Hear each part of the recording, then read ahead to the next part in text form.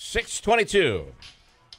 Hillary Clinton announcing that tomorrow she'll be in Syracuse, wondering if she's going to be making a stop in Utica. We'll be finding out as the day goes on. But Hillary is kicking off her New York campaign. And, of course, Donald Trump. Tiny J. Powers on from Fox News right now. I am now convinced that Donald Trump, all these people that say Trump is really working for Hillary, I think it's true now. You think it's true? I do. I'm to the point that, what more of a gift could a female candidate in a presidential race ask for than the comments of Donald Trump yesterday? You know what? That's a really good question because, the more that was said about it and the more that the time went on yesterday after his initial statement and to kind of set it up for anybody who's not sure what we're talking about, he was on the MSNBC town hall. They were it was supposed to be aired later yesterday, but when they were taping it, Chris Matthews asked Donald Trump if abortions were illegal, if women should be held responsible. He said, I'm asking you. Trump said, I am pro-life. Matthews said again, who should be punished in an abortion case if it were illegal?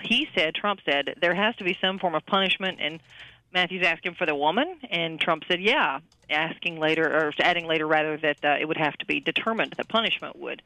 Then he kind of walked back the statement, saying that if it was illegal in the U.S., it would be the people who performed the procedure that should be punished, not the women.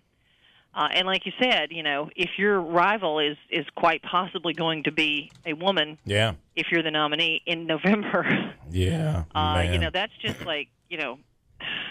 like handing out gimmies. I mean, it's wow. I was kind of shocked that somebody in the newsroom said, "Did you see what he said?" And I said, "No." And they told me, and I said, "You're lying." It is. That's well, this time for the first time, what's interesting too is he walked it back. There were 3 or 4 tweets that he put out. His son came to his defense, and with a wishy-washy defense, and then by the end of the day, maybe within 2 or 3 hours, they had completely, basically reversed the opinion. Yeah, it was definitely one of those ongoing, maybe we should make something stronger or say something else. And one of the statements, he even compared himself to Ronald Reagan, which I'm sure got a lot of people's attention. He said the issue is unclear and should be put back into the states for determination. Like Ronald Reagan, I am pro-life with exceptions, which I have outlined numerous times. That was an official statement from the Trump campaign. Yet if you look at the earlier statements by Trump, he was unequivocally pro-choice.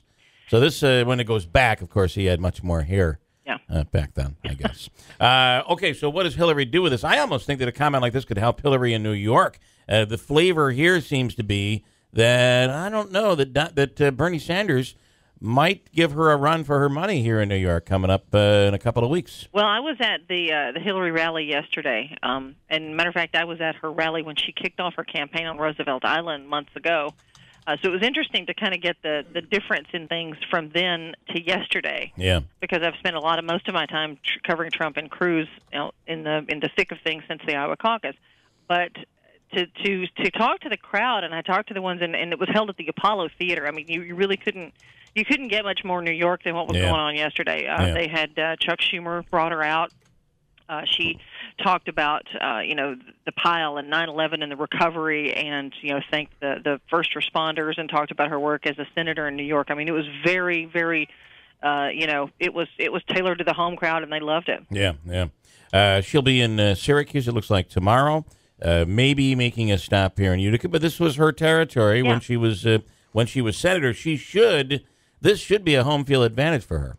I would expect it to be. Yeah. I know there's a new poll out. I have not seen the latest Quinnipiac poll, but I would expect her to do well in New York. And if she didn't, I would say that sends a huge signal. But still, there's a big difference between a signal and delegates. So we have John Zogby on at 7 o'clock. It'll be interesting. But he says when it comes to the numbers that they're looking at on her right now, and interestingly, John Zogby told us a year ago he did not believe that Hillary would ultimately be the nominee. And he stood pretty firm on that for about 10 months. And now I think he's changed that opinion. So interesting stuff. Tanya J. Powers, awesome. Thanks. We appreciate your time. All righty. We break. Christine does news coming up. Hold tight. How about Ben and Jay and Cooney coming to the wheelchair basketball, which is, what, April 12th, April 14th? What is the date on that, Andrew? Do we have a date over there? I know it's April 14th. April 14th. It'll be at Utica College. It's going to be unbelievable. Can you imagine? We're going to talk to Mark DePerno coming up a little later on this morning. Can you imagine when he booked that? It was really cool. Syracuse was struggling.